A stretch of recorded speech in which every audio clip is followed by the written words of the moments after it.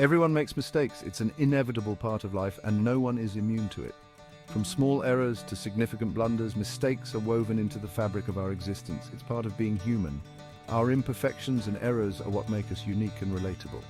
They remind us that we are all in this together, navigating the complexities of life. What matters most is how we handle those mistakes. Do we shy away from them, or do we face them head-on with grace and humility? The choice we make can define our character and influence our relationships. Saying "I'm sorry" and truly meaning it is a powerful way to mend broken trust and strengthen relationships. A heartfelt apology can bridge gaps and heal wounds that might otherwise fester and grow.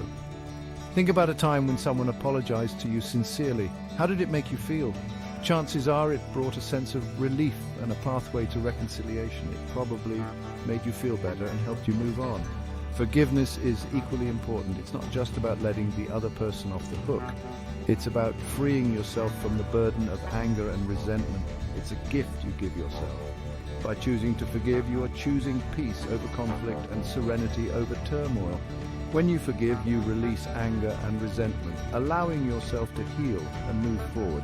This act of letting go can be incredibly liberating, opening up space for new positive experiences. Holding on to grudges only hurts you in the long run. It keeps you tethered to past pain and prevents you from fully enjoying the present.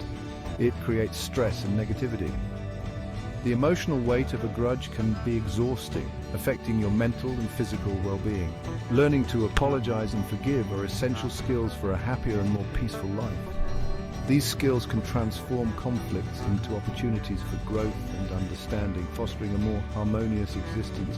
Imagine a world where everyone practiced these principles. Conflicts would be resolved more quickly, relationships would be stronger, and communities would be more united.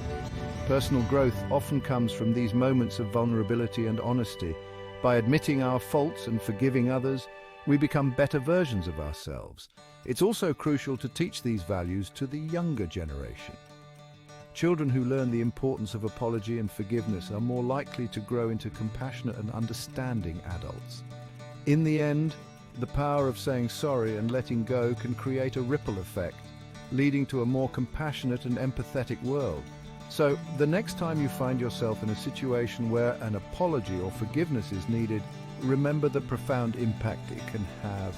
Embrace these practices and you'll find that your life becomes more peaceful and harmonious, filled with stronger connections and a deeper sense of well-being.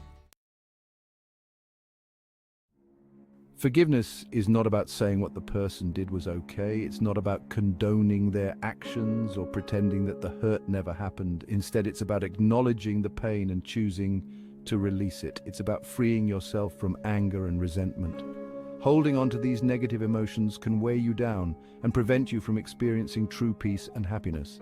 It's a conscious decision to let go of the hurt. This doesn't mean the pain disappears instantly, but it allows you to start the healing process. Forgiving someone benefits you more than it benefits them. It allows you to reclaim your power and take control of your emotional well-being. It releases you from negative emotions and allows you to heal. Imagine the weight being lifted off your shoulders, giving you the freedom to live a more fulfilling life. Forgiveness can lead to greater compassion and understanding in your relationships. It opens the door to empathy and allows you to connect with others on a deeper level. It doesn't mean you forget what happened, but it allows you to move forward without carrying the weight of anger. By letting go, you make room for new, positive experiences and emotions to enter your life. Section 5. Forgiveness traps what not to do. Forgiveness is not about letting the other person off the hook. It's about your own emotional well-being. Avoid conditional forgiveness. Don't say things like, "I'll only forgive you if." Forgiveness should be unconditional. Don't hold on to grudges. This only hurts you in the long run. Let go of the anger and resentment. Forgiveness takes time and effort. Be patient with yourself always. Section 6. Forgiving ourselves. A key step. Sometimes the hardest person to forgive is ourselves. We can be our own harshest critics. Remember that everyone makes mistakes. Treat yourself with the same compassion and understanding you would offer a friend. Learn from your mistakes and strive to do better next time. Holding on to guilt and shame only holds you back. Forgiving yourself is an essential part of personal growth and happiness. Know you've been a good friend. Section 7, building stronger relationships through forgiveness. Apologies and forgiveness are the building blocks of strong relationships. When we learn to apologize sincerely and forgive freely, we create a foundation of trust and respect. Conflicts are inevitable in any relationship. How we handle those conflicts determines the strength of our bonds. Practice empathy and understanding. Try to see things from the other person's perspective. A forgiving heart fosters deeper connections and more fulfilling relationships.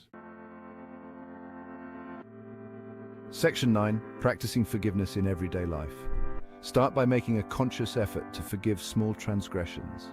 Let go of the anger you might feel towards someone who cut you off in traffic or a cashier who was rude. Practice empathy by trying to understand the other person's perspective. Maybe they were having a bad day. Cultivating forgiveness as a daily practice strengthens your ability to forgive in more significant situations.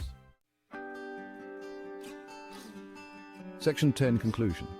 Embracing a more forgiving world.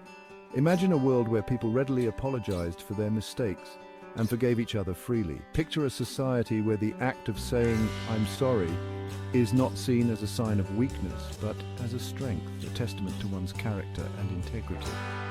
It would be a world with less conflict, more understanding, and deeper connections.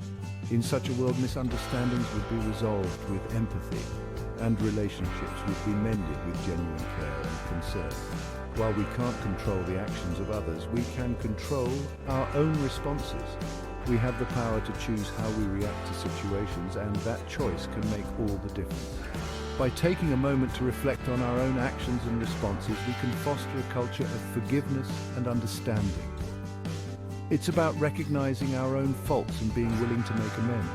By choosing to apologize sincerely and forgive genuinely, we open the door to healing and reconciliation.